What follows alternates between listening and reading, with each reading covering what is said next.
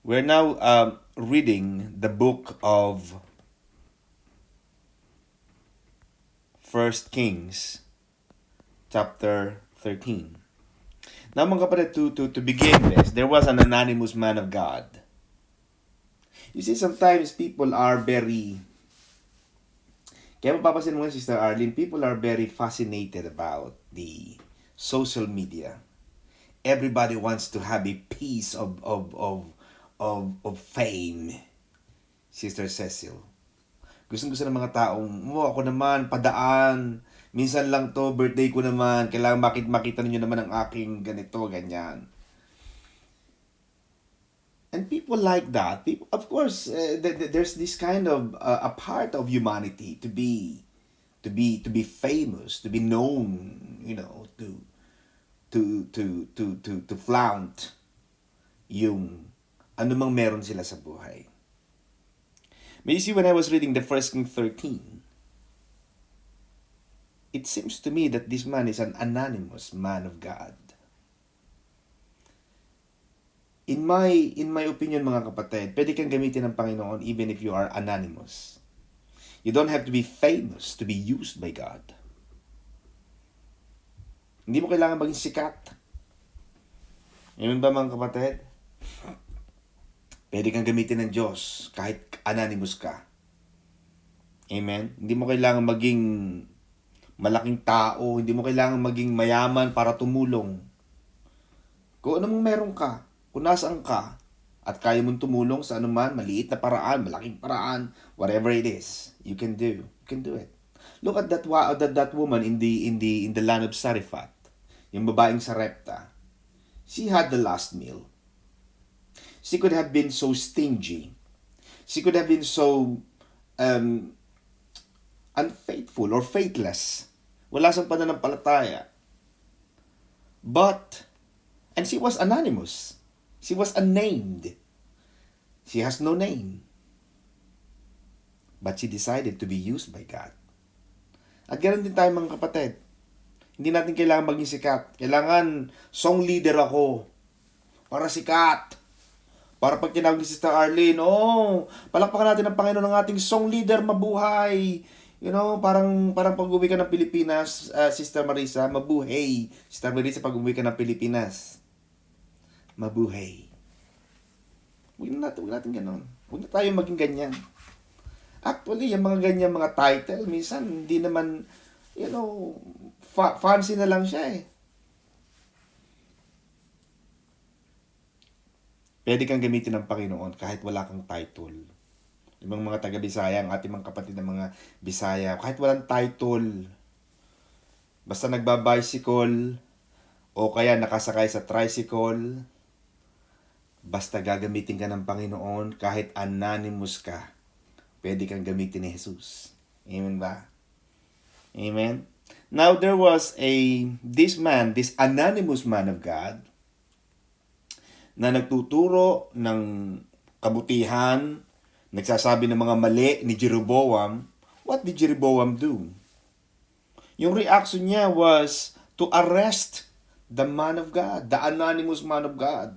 At minsan ganun ang tao. I mean, imagine mo, Sister Alice, you went to a dentist. And the dentist will tell you, you know what? You're brushing wrongly. You're holding your brush properly. You know what? I went to my dentist, Sister Arlene. You know that my dentist is that, Don, your teeth is nice and your teeth is white. Da-da-da-da-da-da. And sabi, but the problem with you, sabi sa akin ng dentist ko, you're brushing wrongly. What? All these 48 years, I'm brushing wrongly? You're joking me, man. Sabi niya, yeah. You know why? Your gums is receding. So, I just have to have, my gums have to be done properly because the way I hold the brush is wrong. He said, the way you brush your teeth should be like this. Yun pala pagbabrush natin, hindi kailangan parang, di ba, pag nagbabrush tayo, yung talagang, I will show this, Sister Arlene. If this is the brush, yeah? Di ba parang ganyan tayo? Yeah? Nakaganyan, di ba? But the dentist said no. People are doing it wrongly. Sister Marisa, even the way we open banana is wrong. You see, what? Opening the banana is wrong? Yes. Because most of the time, people will peel the banana like, ito yung buntot ng banana, di ba? Di ba? Ito yung buntot ng banana. Dito natin yung binubuksan. Sabi ng mga psychologists, ang pagtatalop ng banana dapat buntot ang tinatanggal. Now, sabi ng dentist sa akin, you're doing it wrongly. The brush should be like diagonal, like this, so that it doesn't affect your gums. And that's why you protect your gums, because your teeth is very nice. Okay, thank you. Why do I say this, Sister Alice? I don't get angry to my dentist who is telling me off that I'm doing it wrongly. Because the dentist is the expert for dental and oral hygiene. If I speak to my financial advisor about how to invest, how to put money into this, what to buy and what not to buy, or if I speak to my doctor on what diet, because my dentist say, you know what, Don, you have to do this, you have to do this. Oh, what exercise do you do now? Oh, I do exercise, I do swimming. Oh yeah, that's good. That's good. You don't get angry to those people who are telling you the right thing to do. Especially, Sister Arlene and Eliza, especially they are experts. Do you understand? So don't get angry with them. Because they are helping you to achieve your highest level of potential. But Jeroboam was wrong. Instead na tanggapin niya yung mensahe, gusto niya pang ipadakip yung mensahero. Gusto niyang ipapatay yung messenger. At ganyan tayo. Pag tayo napapakialaman, ayaw nating mababati. Ayaw nating mapupuna. Ayaw natin napapansin.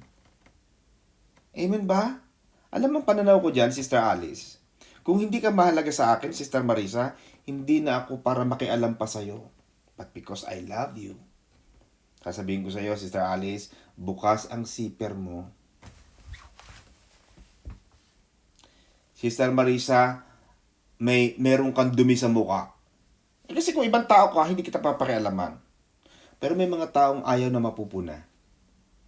Ano ang sabi mga kapatid? Ang mga taong matitigas ang ulo, alam mo, tingnan mo yung buhay, Sister Cecil. Yung mga batang hindi nakikinig, normally, nabibigo sa buhay yan. Yung mga batang matitigas ang ulo, yung mga stubborn, hindi nakikinig sa magulang, walang pinapakinggang magulang, pag lumaki yan, usually, malunan sa buhay. But look at those people who always obey. That's why success always follow from obedience. Obedience is the key to greatness. The structure of life. There is the paradigm, there's the structure of life that you have to follow. Kaya nung itinuro ni Jeroboam ang kanyang kamay, hindi niya natuyo yung kamay niya. It becomes withered. That he could not pull it back to himself. You see? Mga kapatid, pagka kayo ay, lalo na sa mga lingkod ng Diyos, mag-iingat tayong magsalita ng mga laban sa mga lingkod ng Diyos. Mag-iingat tayo mga kapatid. Because, look at what happened to Miriam. Miriam was a prophetess. She is a prophetess. She's a woman, a prophet woman. But she was not exempted. God did not exempt her for punishing her of having boils or having this, yung ketong. Because she was fighting Moses. Hindi pinaligtas ng Diyos yun. Look at Kuram. Lumaban kay Moises. Hindi pinaligtas ng Diyos. Binuka ang lupa. Bumukang lupa. Kasi ang kinakalaban natin ay ang mga ministro ng Diyos. Yung mga tao ng Diyos. At pag kinalaban mo, ano sabi na, look at what happened, Sister Alice. When Paul was going to Syria, to Damascus, on the way to Damascus, Saulo or Saul in English, Saulo was about to mastermind the killing of the Christians. He was the mastermind. But a bright light shone up the sky that made Paul fell on the ground. And Paul asked the voice, "Who are you, Lord?" And the voice came back, "It is me, Jesus Christ of Nazareth, whom you are persecuting." When you persecute the people of God, you are persecuting God. Ano ang sabi, Sister Alice? Disobedience to the delegated authority of God is disobedience to God Himself. Kahit may mali ang mga pastor natin, bagamat hindi perfecto ang pastor, ang pastor lagi na may mga pagkakamali. Last time, alam niyo yan, medyo may isang kapatiran tayo nag-uusap-usap. Nagsasalita na ako, nakikita ko pa sila nag-uusap, pinasing ko. Nagkamali ako, Sister Arlene. Alam mo ang ginawa ko? Tinawagan ko yung kapatid natin. "Kapatid, pasensya ka na." At hindi masama yun. Nagkakamali tayo, Sister Alice. We are humans. We're not perfect. Pero yung pulaan mo ang pastor, manira ka sa pastor, na parang mas magaling ka, kayang gawin na, si Jeroboam nga, hari na ito Hindi pinalampas ng Diyos. Sino naman tayong mga yagit at mga hampas lupang palampasin ng Diyos? Hindi tayo palalampasin ng Diyos. Ito mga hari na to Amen ba, mga kapatid? And then, the man of God, nagmakaawa. Nagkunwa-kunwari si Jeroboam. Na please, pag-pray mo naman ako. Kasi mararamdaman mo, Sister Alice, minsan ng tao. Alam mo yung, they want something to receive from God. It's not the same as repentance. Repentance is different. May mga apologies na hindi mo talaga ramdam. Pero may mga paghingi ng tawad na talagang ramdam mo talaga. Alam mo, kapatid, pasensya ka na. Humingi ako ng tawad nun. Hindi ako nahiya. Pag alam kong mali ako, hindi ako nahihiyang humingi. Tinawagan ko yun. "Kapatid, pasensya ka, nagkamali ako doon." Kasi nakikita ko nag-uusap pa kayo, nagsasalita na ako Kaya lang, tao lang din ako. At humingi ako ng pasensya. At ganoon din tayo, mga kapatid. Pag alam natin mali tayo, hindi tayo para, maganda yung humihingi ng pasensya pag mali ka. Amen ba?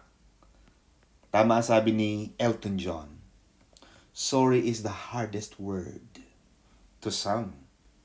Yung mga tao, yung mga hindi makapag-sorry. Sino rito ang taas ang kamay ng hindi nakakapag-sorry dyan? Yung parang bigat na bigat sa pagsasalita ng sorry. Naku, may mga tinatamaan dyan. Yung parang hindi makapagsalita. Parang sa kanila yung sorry is not existing into their vocabulary. Amen ba, mga kapatid? Itong si Jeroboam is just a man na talagang napaka-disobedient. Kaya makikita mo, kapatid, na itong si Jeroboam may sinumpa ng Panginoon. And then, nagmakaawa si Jeroboam na pagalingin ulit siya.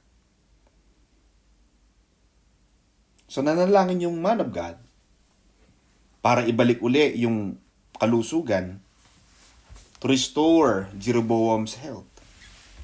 You see, yung prayer, mahalaga yun, Sister Marisa. Yung prayer ng mga man of God, mahalaga yun. Importante yun. Do not underestimate the power of the righteous.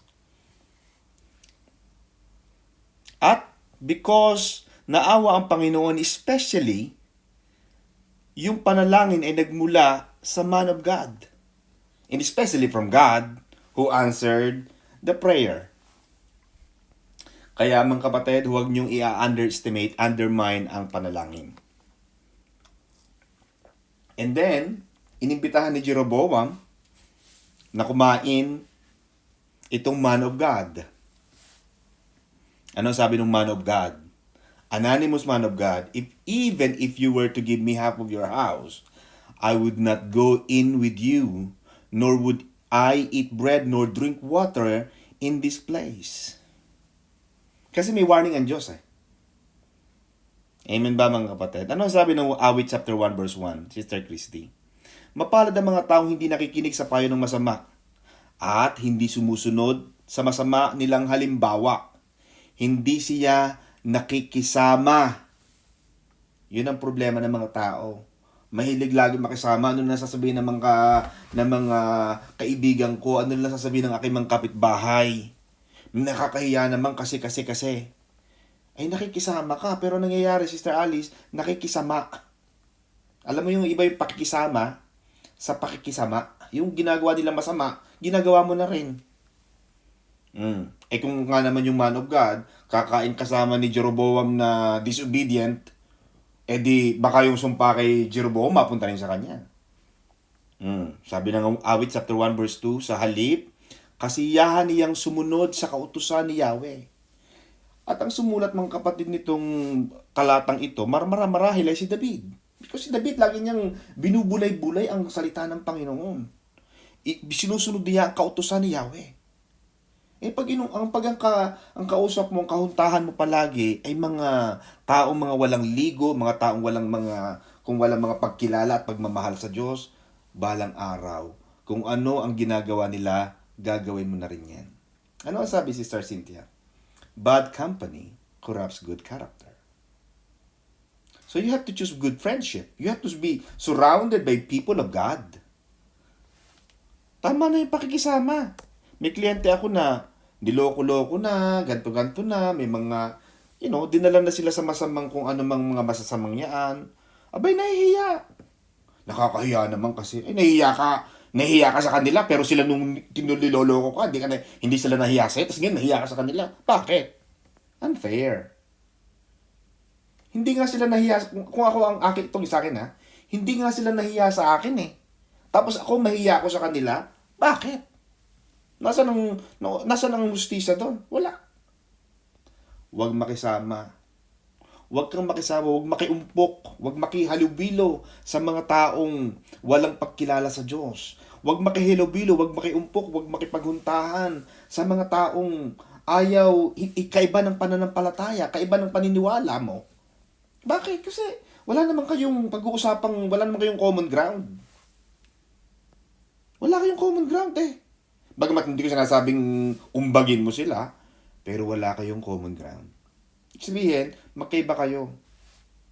And then mga kapatid, papatuloy tayo, the man of God's disobedience and death.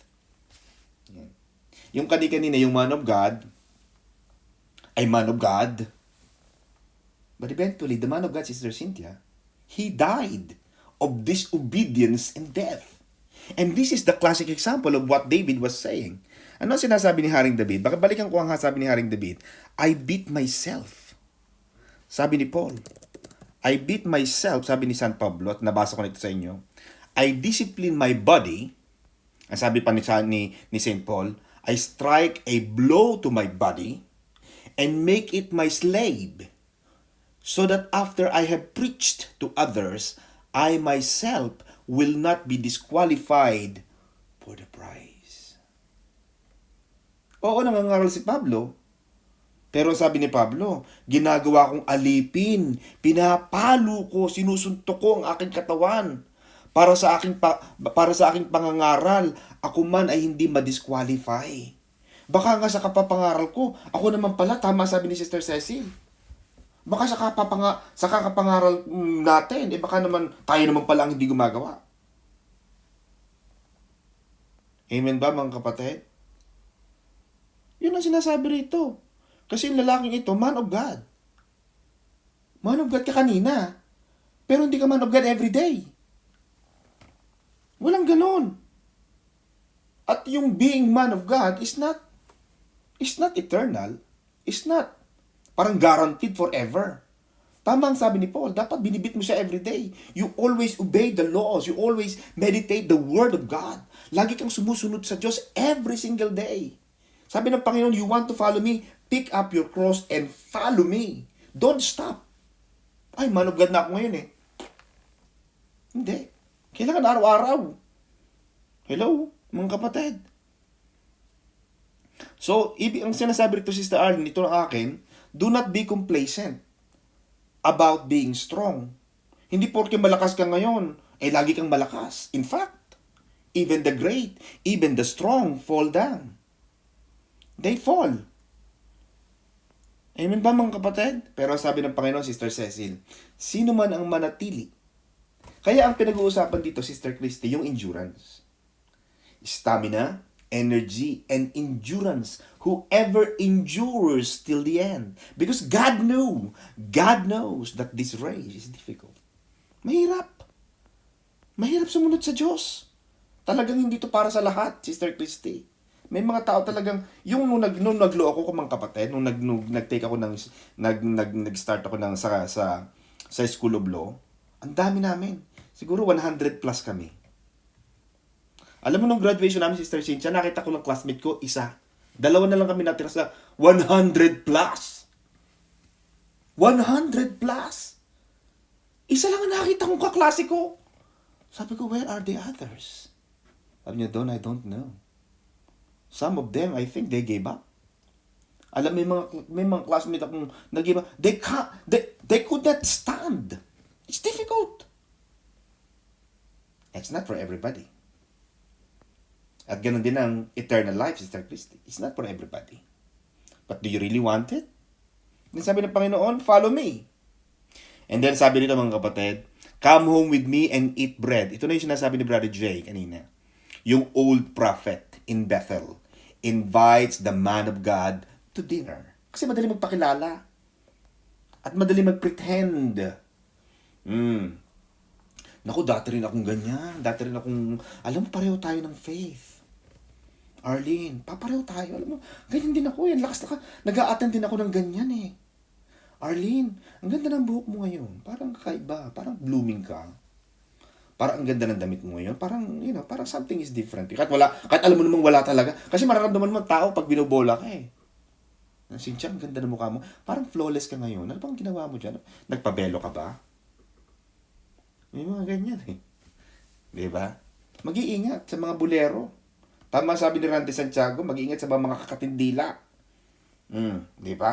Alam mo yung mga makakatindila na parang bubulahin ka lang, talagang buladas na talagang mag-iingat. Kasi people can dissuade you. People can sway you. Pero again, Sister Christy, ano sabi? Makikilala mo ang puno sa pamamagitan ng bunga. Makikilala mo ang tao sa pamamagitan ng gawa. Yung iyong pananampalataya, makikita sa gawa. Makikita sa iyong mga iniisip. Nananampalataya ka ba talagang iingatan ka ng Diyos, pero wala ka nang ginawa kundi magpost sa Facebook? Alam mo, takot na takot ako.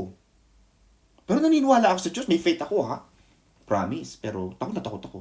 Wala kang faith. Hindi ka pwede may faith tapos takot na takot ka. Because faith equals thought. Amen ba mga kapatid? Hindi pwedeng may Lord naman eh, pero wala ka nang ginawa kundi, Diyos ko, wala ka nang ginawa kundi lagi kang nangangamba, natatakot. Meron kang pananampalataya, hindi mo naman ginagawa. Kaya, ang sabi rito mga kapatid, kaya tama yung sinasabi natin na, yung tukso, layuan mo ako. Pag lumapit ang tukso, Sister Christy, ang trabaho natin, lumayo pag lumapit sa atin. Pero yung kanta ng yun, parang nandun ka na eh. Parang ikaw ang lumapit. Alam mo nang bumubuka-buka, alam mo nang lampara, pero palapit ka ng palapit, yung mga bubuyog, yung mga langaw, lapit ng lapit sa mga nakumikinang. Kaya yung Florante at Laura, maraming langaw ang namamatay sa mga makikinang na mga apoy. Diba? Tapos ang dahilan natin, tao lang. Yun na nga, tao ka lang. Alam mo nang mahina ka na, lalapit ka pa, edi talo ka. Ang lakas, nakikita sa pag-iwas. Ano sabi nila, Sister Cecil? Avoidance is better than cure. Alam mo nang mahina ka sa cake, na pag nakakita ka ng cake, uubusin mo ang buong lanera ng leche plan ni Brother Johnny. Ang pinakasagot dyan, huwag ka nang bumili ng leche plan. Huwag mo nang tikman, kaunti lang. At yan, kaunting yan, ayaw ko nang kukunti, sister. Alam mo, ayaw ko nang kukunti. Baby ko, sasabihin ni Sister May, baby, konti lang. Naku, ayaw ko ng konti. Kasi alam mo, Sister Chris, pag kumain ako ng yung isang ganun, naku, hindi ko papayag na konti lang. Bubus talagang, yung buong lanera nyo, ubusin ko talaga yun. Ayaw ko ng konti eh. Kaya, ang ginagawa ko, para hindi ako matukso, hindi ko na lang ako kakain. Avoidance is better than cure. Ito, sinidus na siya eh. Kaya ang trabaho sana ng man of God is to resist. Amen ba? Tanggihan.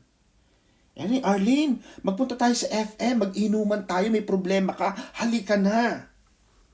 Humit-hit tayo ng marijuana. Magtong-its tayo, magpakasama tayo. Ang trabaho ng isang Kristiyano, tumanggi. Learn to say no. Kasi merong Bible, Sister Alice eh. The Bible is our guide. Ito dapat ang ating guide. Kaya maganda yung ating guide. Amen ba mga kapatid? Hindi eh. Yung kanyang failure mga kapatid, yun ang tumapos ng kanyang pagiging kanyang pagiging kapakipakinabang para sa Diyos. Kapakipakinabang siya, useful siya sa gawain sa ministry ng Panginoon eh. But because of his association with that man in Bethel, which is sabi niya, prophet din ako. Kung prophet ka, bakit ganito ang ginagawa mo? Bakit ganyan? Tingnan mo. Tingnan mo yung mga kaibigan mo. Amen ba mga kapatid? Baka nagdadamit tupa pero ang loob niya kambing. Amen ba mga kapatid?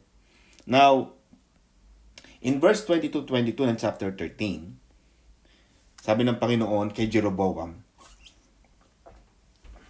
because you have disobeyed the word of the Lord. You see mga kapatid, yung judgment is also a promise of God. Yung judgment, yung sumpa. Sabi ng Panginoon kay Adan, the moment you eat, you shall die. That is a promise of God. Pag hindi pinatay ng Diyos si Adan, therefore hindi Diyos yan. Kailangan lahat ng sinasabi ng Diyos magkatotoo. Otherwise, His word will not be considered impregnable or infallible. Kailangan wala sablay. Diyos ang magsalita eh.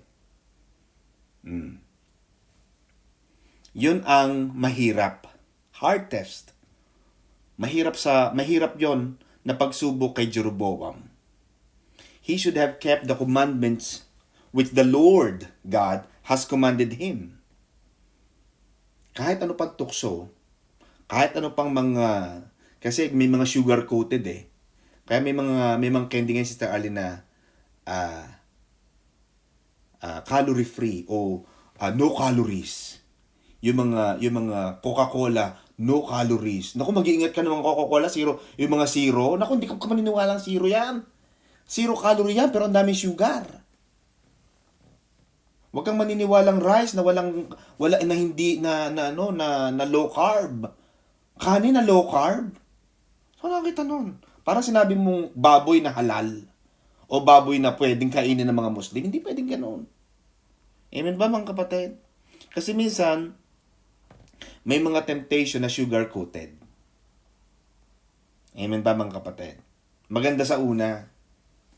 Para yung mga nai-scam na 10,000 ang puhunan, sa susunod na buwan, 15,000 na.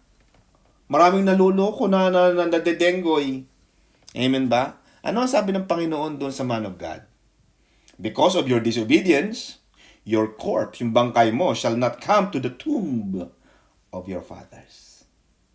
Yung dating man of God. We're not talking about Jeroboam here. We're talking about the man of God. But because of his disobedience, sinumpa rin siya ng Diyos. Sabi ng Panginoon sa kanya, yung bangkay mo, hindi ko papayagang ilibing kasama ng iyong mga magulang. Sinumpa ng Panginoon yung lalaking yun. Kaya yung man of God, nilapa ng leon, pinatay siya. Kaya yung kanyang bangka, yung kanyang katawan, nandoon sa daan. Walang naglibing sa kanya. Kaya natupad ang pangako ng Panginoon. Natupad ang kanyang sumpa that he would not be buried in the tomb of his fathers. He was the man of God. We're not talking about Jeroboam. You see, pag sinabi ng Diyos yan, magkakatotoo yan. Amen, damang kapatid. But it was fascinating here, Sister Arlene. Ang sabi ng verse 23 to 25. And there men passed by and saw the corpse thrown on the road. So yung bangkay ng lalaking, yung man of God, nandun sa daan, nakatiwangwang. And, Sister Cecil, and the lion standing by the corpse. Nandun lang yung leon, nakatayo lang, doon sa bangkay. What's fascinating here, Starling, is that the donkey, yung donkey, katabi ng leon. Saan ka nakakita ng donkey? Magkatabi ng leon, di lalapain dapat ng leon yung donkey. Pero hindi eh. Ang nilapa lang ng daan ng leon, yung man of God. Hindi yung donkey. At saka yung mga dumadaan. Hindi nilapa ng leon. Kaya mo ba, sa tangali nyo, dadaan ka, may leon? Lalapain ka ng leon. Kasi nature nila yun eh. Pero ang nilapa lang ng leon, Sister Arlie, Sister Cecil, yung bangkay ng the man of God. Inutusan din ng Diyos.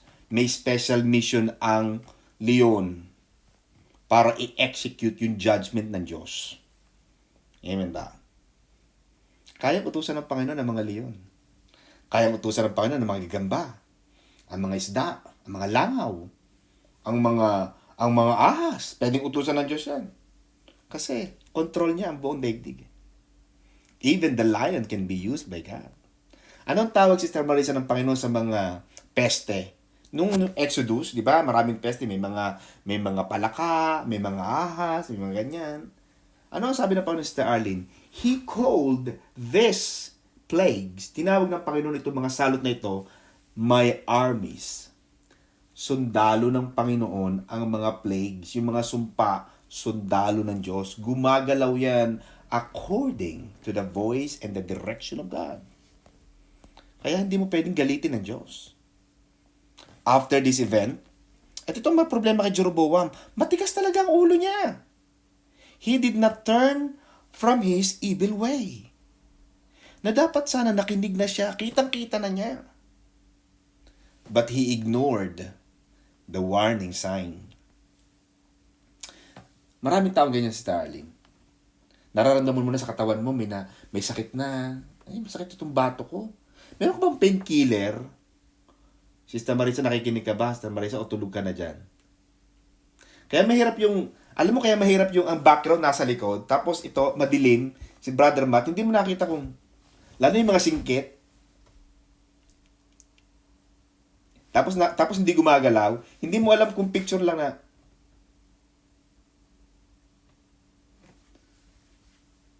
kaya ayaw ko ng picture eh. Kasi Sister Christy, pag hindi na gumagalaw, naku, picture to. Eh, minsan nakakadaya.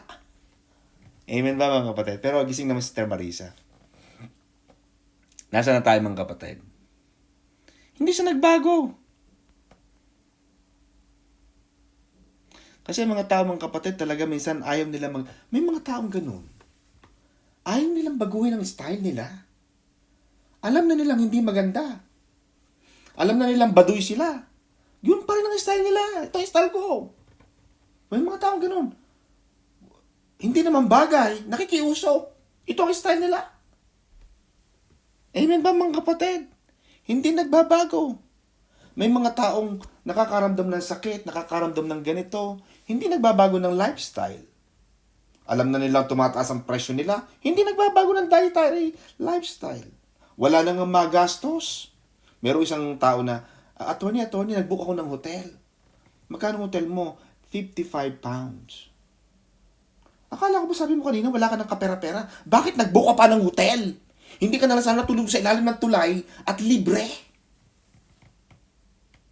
Eh, wala ka nang pera. Maarte ka pa. Bili ka ba lang bili ng yung mga water na, yung mga, ano yung Brother Johnny, yung dalawang klase ng water, yung sparkling water. Water na umuusok na may mga bula-bula. Ba't di ka nalang uminom sa toilet? Libre. Pa-sparkling ka pa. Wala ka nang pera. Warning sign. Wala ka ng pera, Sister Ed. Hindi naman Sister Ed na kasi pinansar natin yan eh.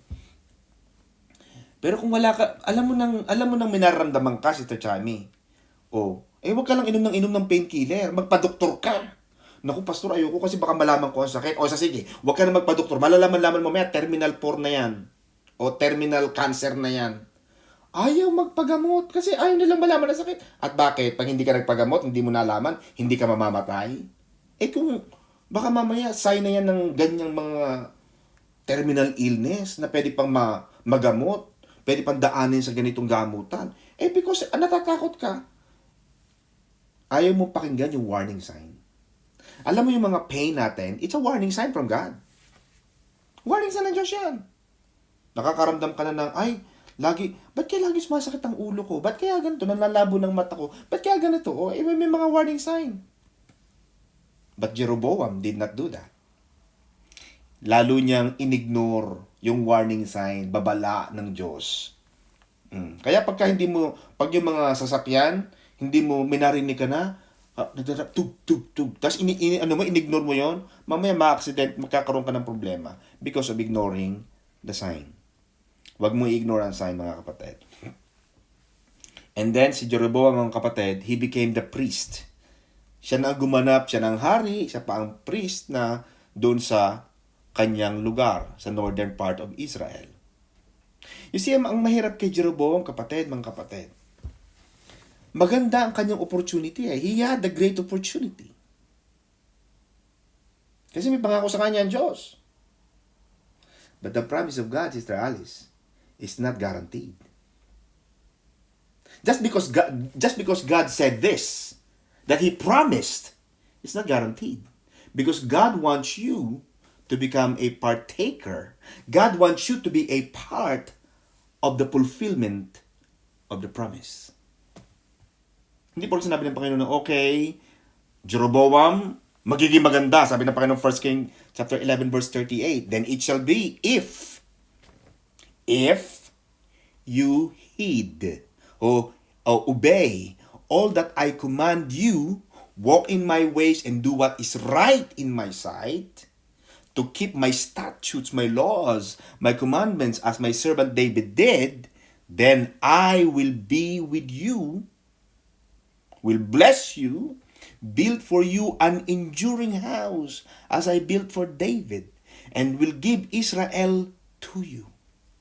Ang ganda ng pangako ng Diyos. Sinayang ni Jeroboam. Sinayang niya.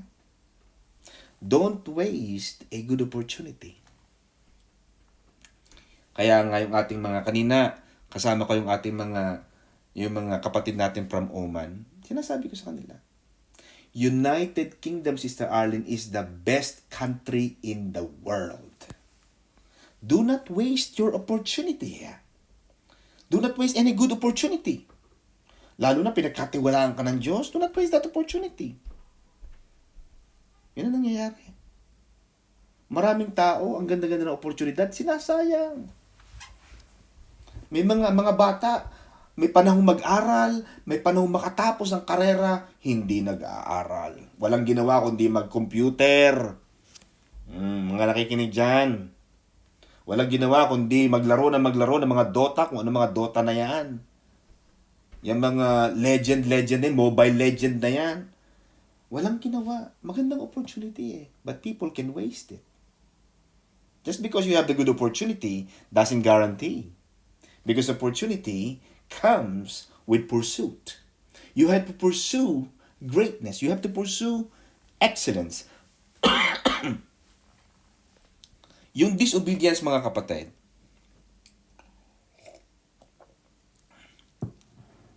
disobedience hinders our potential. Yung obedience, Sister Arlene, yung pagsunod, God is calling us not just for us to obey, for obedience sake. Ayaw ng Panginoon, ako sumunod ka sa akin, gusto ko lang sumunod ka. Nothing. Wala lang. Gusto ko lang sumunod ka sa akin. No. Because the antithesis of obedience is disobedience, which will hinder your potential for full use. It can stop. Yung disobedience natin, it can stop our full potential. The use of our full potential.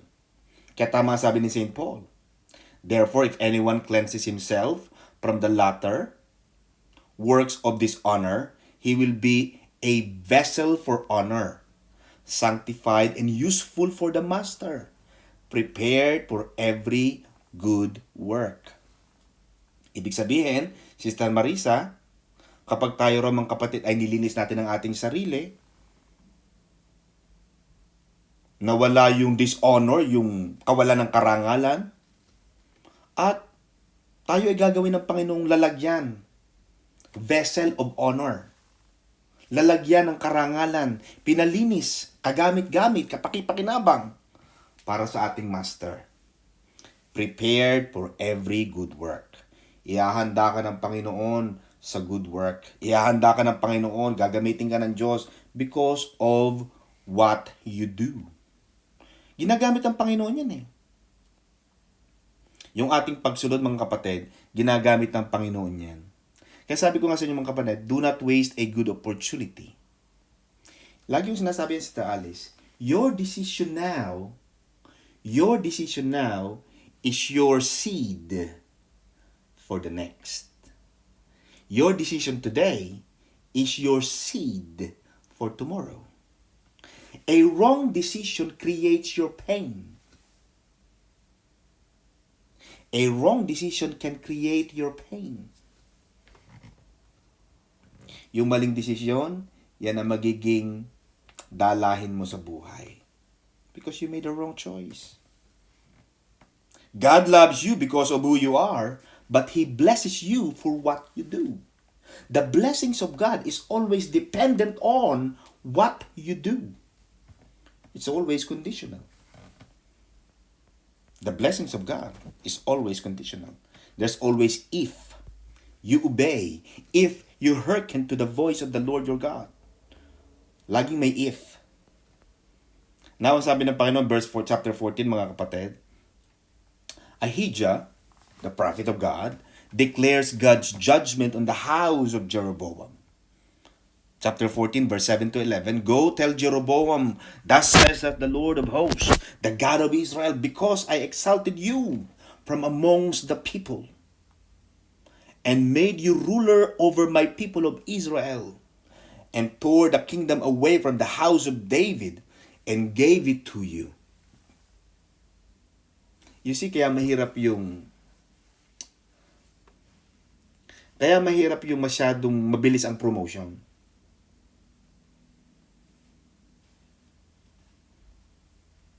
I'm questioning, of course, I cannot question God. But what made Jeroboam qualified? What made him qualified? Sabi ng Panginoon, because I exalted you. But you have not been as my servant David. Hindi ka naging kagaya ng aking anak na si David, na iningatan ng aking mga kautusan, sumunod sa akin. Kaya David was called the man after God's own heart. Because David is always after the heart of God. Ano ang magpapasaya sa Diyos? Hindi ako magbibigay, hindi ako gagawa ng walang halaga. Hindi pwedeng libre. No, David did not give anything to God without any value.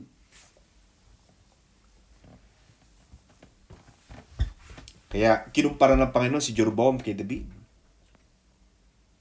But you, sabi ng Panginoon kay Jeroboam, you have done more evil than all who were before you. God knows. God knows. Ang lahat ng ating mga ginagawa, God knows. Kaya, sabi ng Panginoon, I will bring disaster and will cut off every male. You see, some of the problems, mga kapatid, ito lagi ang sinasabi ko sa inyo. The problem with the wrong decision, it doesn't only affect you. It doesn't only affect the actual decision maker.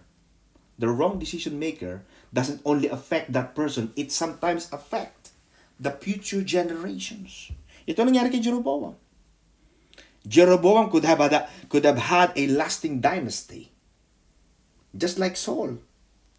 Sabi ng Panginoon, sabi ni Prophet Samuel, do you know that now, as of this time, God is lining up the future monarchs, the future kings and the queens of the East of Israelites because of you. But because of one disobedience, Because God does not tolerate any disobedience. Because of disobedience of Jeroboam, he wasted the promise of God. He wasted the promise of God. With his unbelief, idolatry, and apostasy, outright rejection of God. You see, mga kapatid, pag hindi mo na sinunod ang Diyos, parang, mga kapatid, tapatin niyo ako. Hindi ko alam kasi mga anak ko bata pa. Yan may mga 12 anak dyan, 9 na anak, o 4. Tapatin niyo ako, mga kapatid. Pag ang anak ninyo ng mga 4, 5, yung 4, masunurin, tapos yung isa hindi, tapatin niyo ako. Minsan, malayo ang loob mo eh. Hindi mo, ayaw mo naman yung gano'n, ayaw mo mag-play ng favoritism, pero you can't help it. Kasi may mga bata talaga na pag nakita ka, parang alam mo yung parang aso na walang ginawa, kundi, Mommy, no. Yung talagang nakadikit na palagi sa iyo, mga sweetie-sweetie. Yung kapag nakita ka talagang walang ginawa, papadikit-dikit, lagi. Diba? Natutuwa ka. Diba? Gusto mo laging pagpalain. Anong gusto mo? Bili kita. Pero yung anak mong suwail, pasaway, matigas ang ulo, palasagot, pabagsak-bagsak ng mga pinto, patadyak-tadyak, pag-uutusan mong magugas ang pinggan, babasagin lahat ang pinggan para wala nang hugasan. Di ba minsan naiinis ka? Kahit na anak mo, minsan naiinis ka eh. Ganon din ang Diyos. May damdamin ng Diyos eh. Bagamat mahal tayo ng Diyos. Pero Sister Arlene, we are blessed. Not because of who we are, but because of what we do. Blessings is a result of what you do. Ang sabi pa rito, Brother Matt, well, we will jump in 2 Chronicles chapter 13, verse 20. That says, Jeroboam, the Lord struck Jeroboam. It was not a natural death, Sister Myrna, na napumatay kay Haring Jeroboam, but it was the Lord who killed him. Hindi natural death eh. But it was God who killed him. Judah did evil in the sight of the Lord. They provoked God to jealousy with their sins. Ano yung nagpaselo sa Diyos? Ano yung nagpagalit sa Diyos? Kasi ang kasalanan ng mga Juda, mga Israelita nito, mga taga-Juda, kasi nga magkahiwalay nga yung northern part of Israel, yung 10 tribes, plus yung Judah at saka yung si Benjamin, kaya magkaiba ng pangalan, yung idolatry, yung pagkakaroon ng ibang Diyos. Tumalikod sila sa Diyos.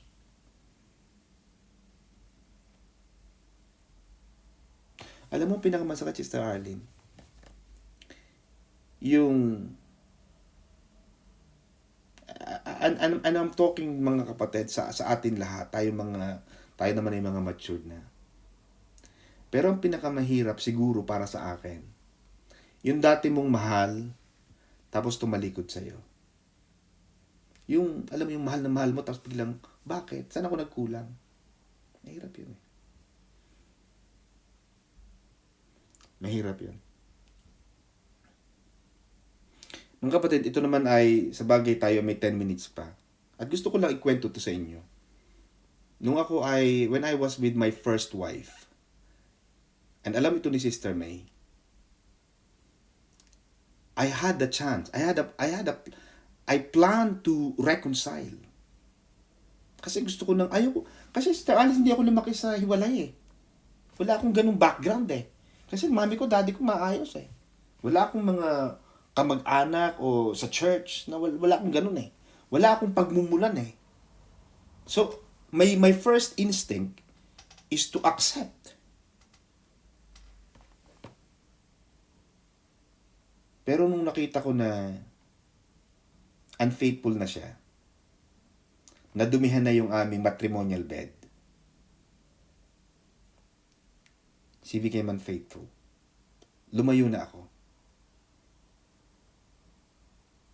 At ganoon din tayo, mga kapatid. Siguro ganun ang naramdaman ng Diyos. Kasi ang Diyos faithful sa kanila eh. Throughout the 40 years journey to the wilderness, God has been so good to them. God has been faithful to them. Ibinigay ng Diyos ang lahat ng kanilang mga pangangailangan. They've had the pillar of cloud during the day and the pillar of fire during the night.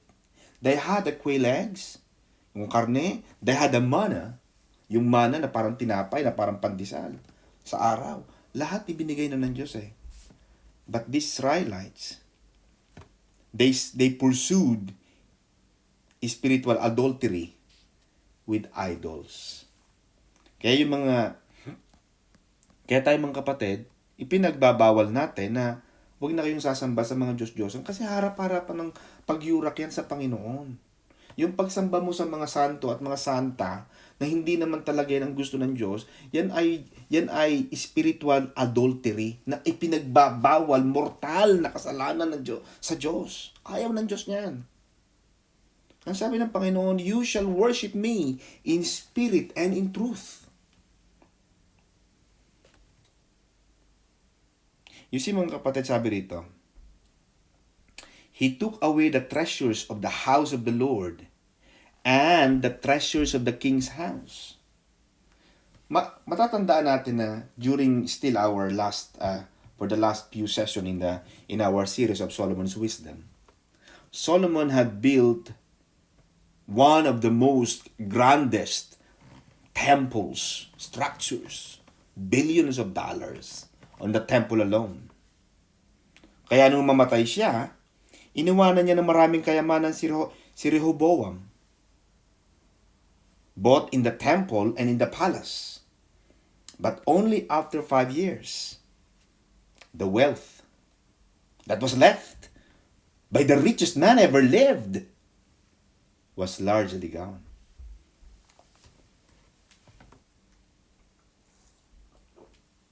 Hindi guarantee kasi yun si Sister Arlene, na porke mayaman ang parents, mayaman din ang anak.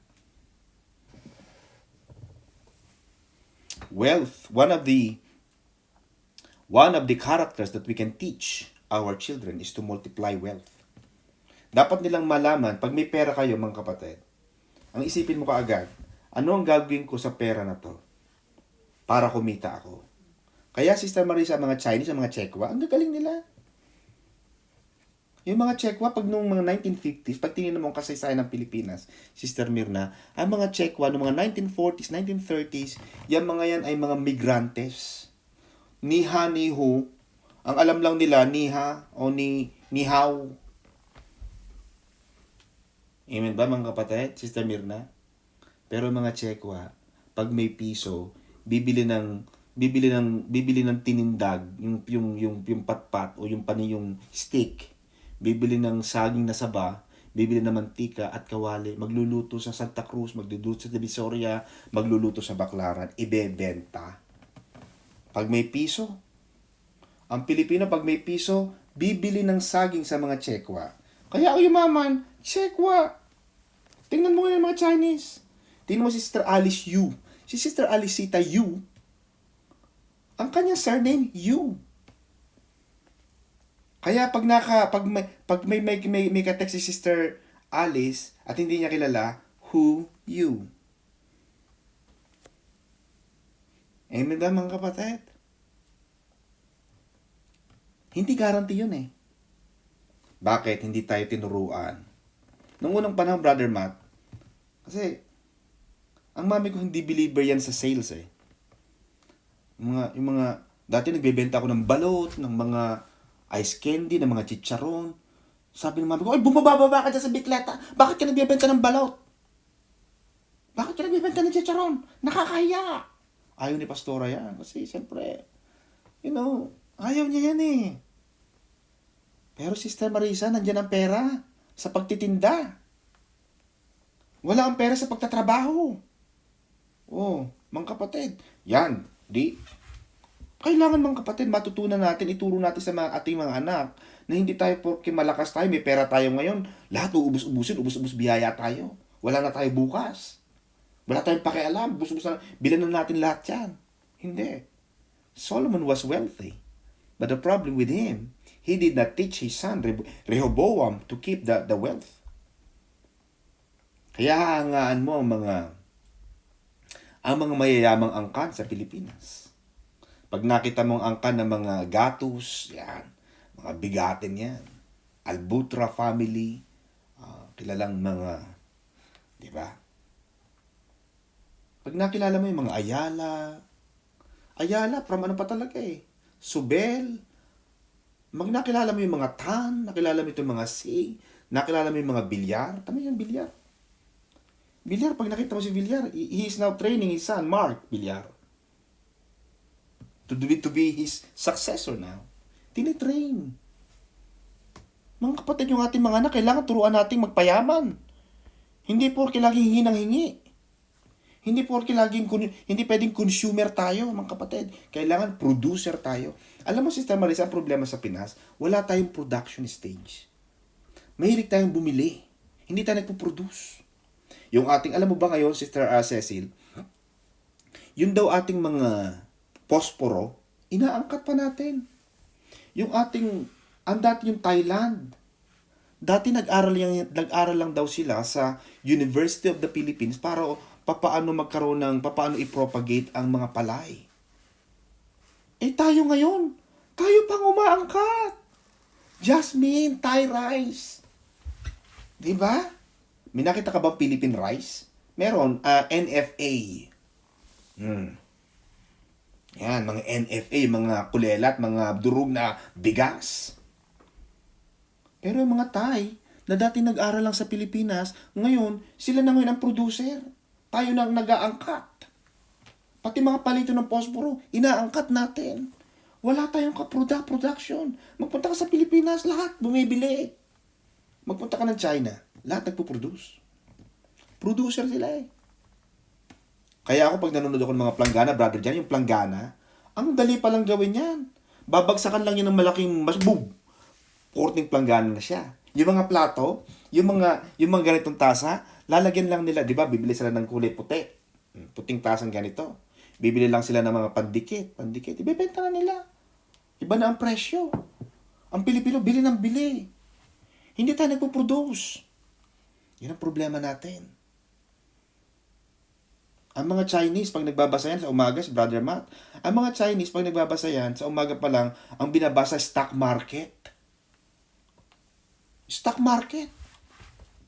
Sa Japan, Sister Alice, ang itinuturo sa mga bata, paano gumawa ng computer, paano mag-develop ng banibagong mga euro currency, paano maging magaling sa science. Sa Pilipinas, ang tinuturo sa atin, wala. Paano magluto ng adobo, paano gumawa ng parol. Yan, dati ganyan ang natin, di ba? Kaya huling-huli tayo.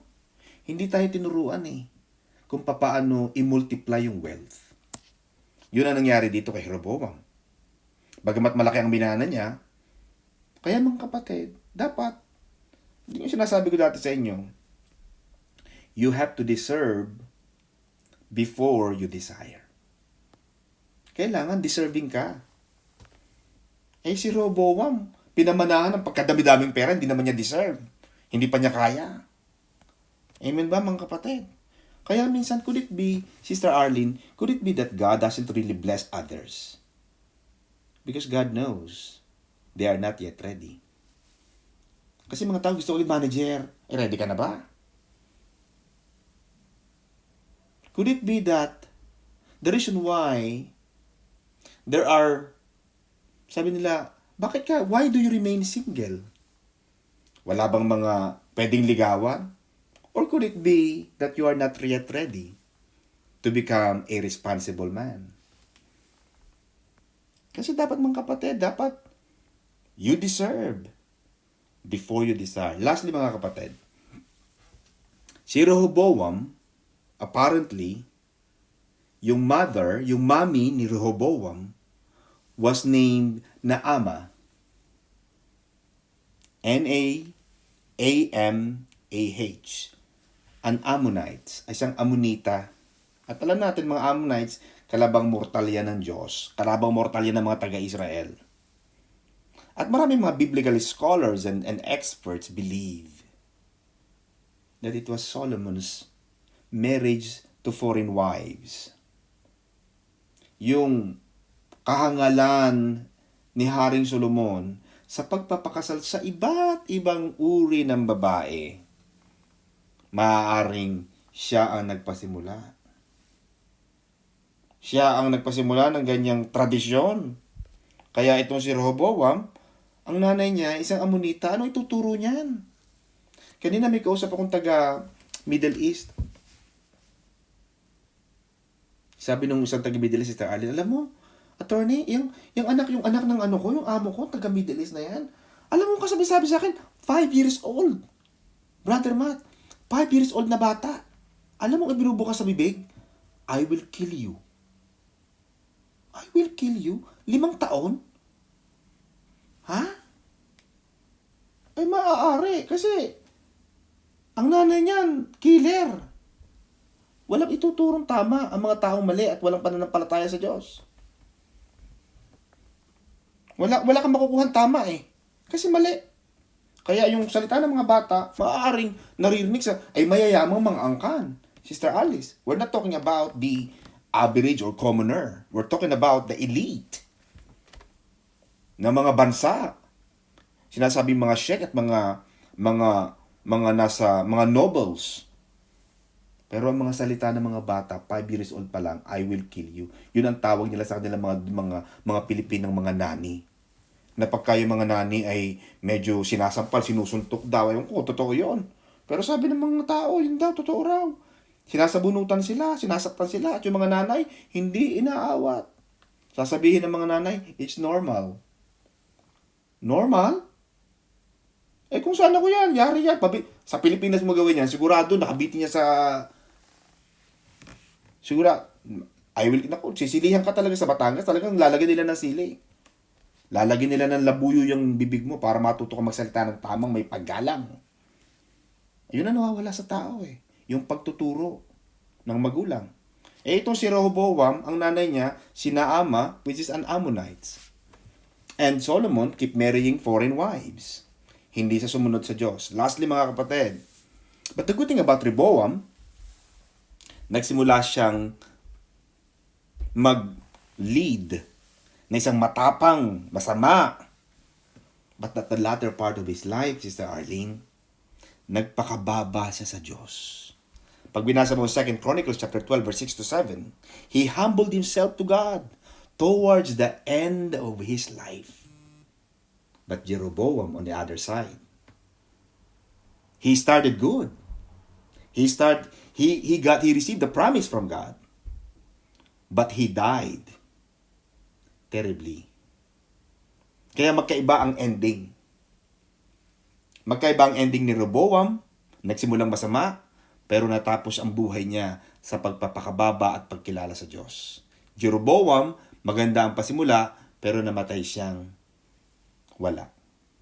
So ako mga kapatid, in my closing, do not be caught by death without Jesus. Huwag niyong halayaang mamatay tayo nang wala ang Diyos. Hayaan niyong matapos ang ating buhay na may pagkilala, pagmamahal, pagsunod, pananampalataya sa Panginoon. Amen? At sa ating pagsunod mga kapatid, patuloy kayong lumakad, tumakbo towards the finishing line. Hintayin natin ang pagbabalik ng Panginoon mga kapatid. Amen? Back to you, Brother Jay. God bless you all.